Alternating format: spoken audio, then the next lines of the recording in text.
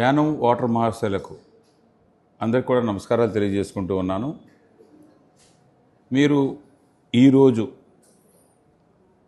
ప్రచారం ముగుస్తున్న సందర్భంగా ముఖ్యంగా ఎండని చూడకుండా మహిళలు కానీ, యూత్ కానీ, పెద్దలు కానీ, వాటర్ మహాశయులు అందరూ కూడా వేలాదిగా తరలి వచ్చి ఎంతో విజయవంతం చేస్తున్నారు. మరొకసారి మీ అందరికీ కూడా నమస్కారం తెలియజేసుకుంటూ ఉన్నాను. నేను పోటీ చేస్తున్న పార్టీ ఎన్ఆర్ పార్టీ. నా గుర్తు జగ్గు. బ్యాలెట్ బాక్స్లో 2వ స్థానంలో ఉంటుంది. దానికి జగ్గుకి పక్కన మీరు నొక్కవలసిందిగా మీ అందరినీ కూడా కోరుతూ ఉన్నాను.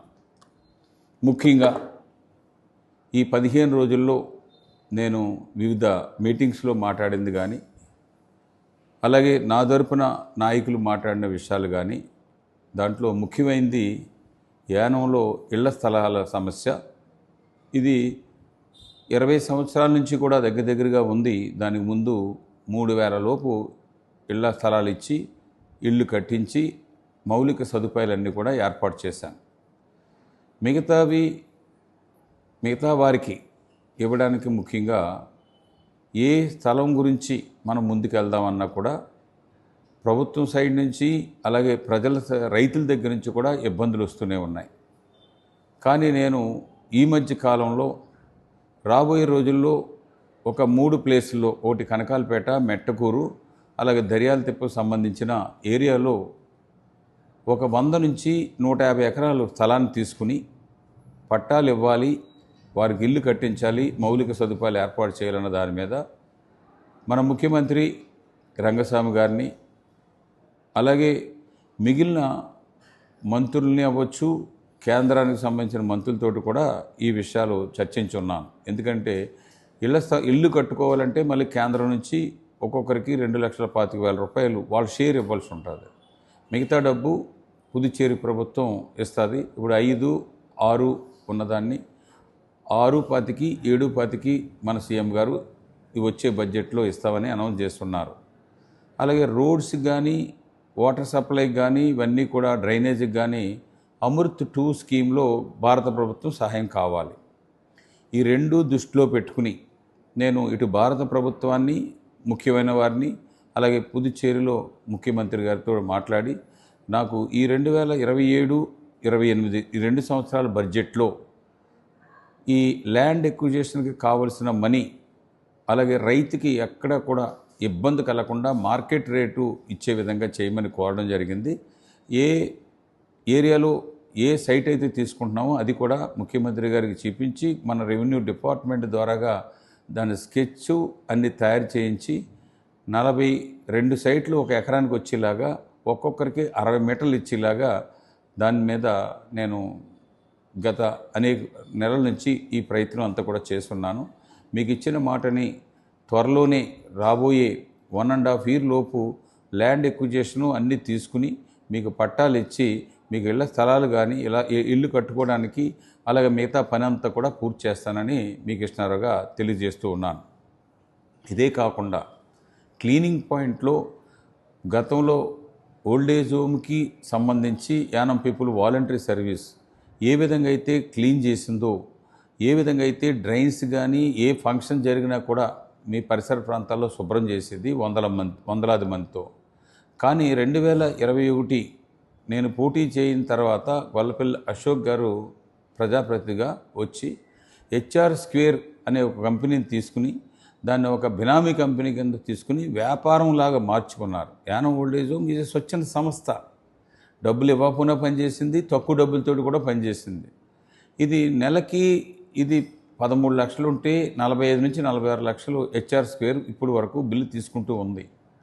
కానీ శుభ్రం వైపు చూస్తే శూన్యం. ఇక్కడ ఉన్నవాళ్ళు, బయట వచ్చిన వాళ్ళు కూడా డ్రైన్స్ అన్నీ చూస్తే వాసనకి భరించలేని పరిస్థితులు ఉన్నాయి. రాబోయే అక్టోబర్ 2వ తారీఖుకి వీరు ఏమైతే ఈ క్లీనింగ్ దాంట్లో చేయవలసినవి చేయకుండా పూర్తి అమౌంట్ని తీసుకున్నారో దాని మీద ఎంక్వైరీ చేసి ఆ కంపెనీని బ్లాక్ చేసి మరలా ముందు విధంగా ఉండే విధంగా నేను అక్టోబర్ 2 కల్లా ఈ క్లీనింగ్ని మీకు నచ్చే విధంగా చేస్తానని రెండోది మీకు మాటిస్తున్నాను. మూడోది హెల్త్ స్కీమ్. ఆరోగ్యశ్రీ ఆంధ్రాలో వచ్చిన తర్వాత అదే స్కీమ్ని ట్రయల్ బేసిస్లో యానంలో నేను పెట్టించడం జరిగింది. ఆ స్కీము ఇప్పుడు government of India Ayushman Bharat వచ్చిన తర్వాత ఆ స్కీమ్ని లాస్ట్ 4 years నుంచి స్టాప్ చేశారు. 4.5 years నుంచి స్టాప్ చేశారు. తిరిగి యానానికి ఆ స్కీమ్ని తీసుకురావడం, అలాగే మీరు గవర్నమెంట్ హాస్పిటల్ని కానీ జిప్మెర్ని కానీ రెండూ కూడా ఇంకా మనం ఏమైతే ఎక్కడ వెనకబడి ఉన్నామో, ఏమేమి అక్కడ స్పెషలిస్టులు అవ్వచ్చు, కావలసిన మిషనరీ అవ్వచ్చు, అన్నీ కూడా చేసి రాబోయే రోజుల్లో ఇంకా హెల్త్ మీద ఎక్కువ దృష్టి పెడతానని చెప్పేసి మీ అందరికీ మనవి చేసుకుంటూ ఉన్నాను. ఇవే కాకుండా ఇంకా ఏమైతే నేను చెప్పానో, ఒక జిప్మెర్ని ఫుల్ ఫ్లెడ్జ్డ్గా ఒక 8 నెలల్లో సెట్ చేయడం కానీ, అలాగే జిప్మెర్ ద్వారాగా ఒక ఎన్ఎక్సర్ 50 సీట్లతో లాగా భారత ప్రభుత్వాన్ని ఒప్పించడంలో కానీ, అదేవిధంగా క్యాన్సర్ హాస్పిటల్ మన యానంలో పెట్టించడానికి, పారామెడికల్ కోర్సెస్ పెట్టించడానికి, ఇవన్నీ కూడా నా ప్రయత్నం సిన్సియర్గా చేస్తూ ఉన్నాను. చేసి అవి సాధించే విధంగా ఆ భగవంతుడి ఆశీస్సులు కూడా ఉంటాయని భావిస్తూ ఉన్నాను. అండర్ గ్రౌండ్ డ్రైనేజ్కి ఇప్పటికే కన్సల్టెంట్ పెట్టి యానానికి 300 కోట్ల రూపాయలతో అండర్ గ్రౌండ్ డ్రైనేజ్కి అలాగే పైప్ లైన్కి కూడా కలిపి 300 కోట్లు ఇచ్చున్నారు. దానికి జూన్ నెలాఖరికి డిపిఆర్ తీసుకెళ్ళి జూలై ఆగస్టులో శాంక్షన్ తీసుకుని నవంబర్ కల్లా వర్క్స్ మొదలుపెట్టి 2.5 yearsలో ఆ వర్క్లు కంప్లీట్ అయ్యేలాగా ఆ బాధ్యత కూడా నేనే తీసుకుంటానని మీకు తెలియజేస్తున్నాను. వెంకటేశ్వర స్వామి గుడి రెండో ఫేజ్ జూన్ నుంచి మొదలుపెట్టి 8-9 నెలల్లోనే అది కూడా పూర్తి చేస్తానని, కోట్లాది రూపాయలు మళ్ళీ కావాల్సి వచ్చినా భక్తులు కూడా ఇచ్చారు. పాండిచేరి ప్రభుత్వం నుంచి సెకండ్ ఇన్స్టాల్మెంట్కి కొంత డబ్బుని, అలాగే తిరుపతి దేవస్థానం నుంచి కొంత డబ్బు ఇచ్చారు. రెండో టెండర్ కూడా వారి ద్వారాగానే చేస్తామని మీకు అందరికీ తెలియజేస్తున్నాను. అలాగే పుష్కరాలకి ఇప్పుడున్న ఘాట్స్ 3 అయితే ఆ 3 రెనోవేషన్ చేసి ఇంకొక 16, మొత్తం టోటల్గా 19 కనకాలపేట నుంచి సావిత్రినగర్ వరకు కూడా గోదావరి పక్కని పర్మనెంట్గా ఘాట్స్ కట్టి, అది పుష్కరాలకి 12 సంవత్సరాలకి ఒకసారి కాకుండా ప్రతిరోజు ఉపయోగించుకునే విధంగా అది కూడా నేను భారత ప్రభుత్వానికి ఇచ్చున్నాను. ఇన్ఫ్లుయెన్స్ఫుల్గా వాళ్ళు చెప్పున్నారు. నేను ఈ రిజల్ట్స్ అన్నీ వచ్చిన తర్వాత చూసి దాన్ని మీరు ఏమైతే ఆశిస్తూ ఉన్నారో ఇవన్నీ చేయడం, అలాగే టూరిజం ప్రాజెక్ట్ కానీ 150 కోట్ల రూపాయలతో ఇవన్నీ కలిపి 150 కోట్ల రూపాయలు, ఇవన్నీ కూడా ప్రతి విషయాన్ని కూడా నేను శ్రద్ధగా తీసుకోవడం, అలాగే ఎన్డీఏ నిన్న మొన్న కూడా 2 రోజుల క్రితం అనౌన్స్ చేస్తున్నారు. 2 గ్యాస్ సిలిండర్లు ఫ్రీగా అది వినాయక చవితికి సంక్రాంతికి ఇస్తానని చెప్పేసి 12వ తరగతి చదువుతున్న పిల్లలకి మంచి మార్క్స్ వస్తే ఒక స్కూటీ ఇస్తామని చెప్పేసి చెప్పున్నారు. అలాగే రైతులకు చెప్పున్నారు, పావలా వడ్డీ గురించి చెప్పున్నారు. ఈ విధంగా ఫిషర్మెన్కి వ్యాన్ పీరియడ్ 8,000 నుంచి 12,000 రూపాయలు ఇస్తామని చెప్పున్నారు. అలాగే స్కిల్ డెవలప్మెంట్ పిల్లలకి నెలకి 10,000 రూపాయలు ట్రైనింగ్ ఇస్తూ 10,000 రూపాయలు వాళ్ళకి స్టైఫండ్గా ఇస్తామని చెప్పున్నారు. రైతులకి ఇప్పుడు ఇచ్చే డబ్బు కంటే అదనంగా అదనంగా 3,000 రూపాయలు ఎక్స్ట్రా ఇస్తామని చెప్పున్నారు.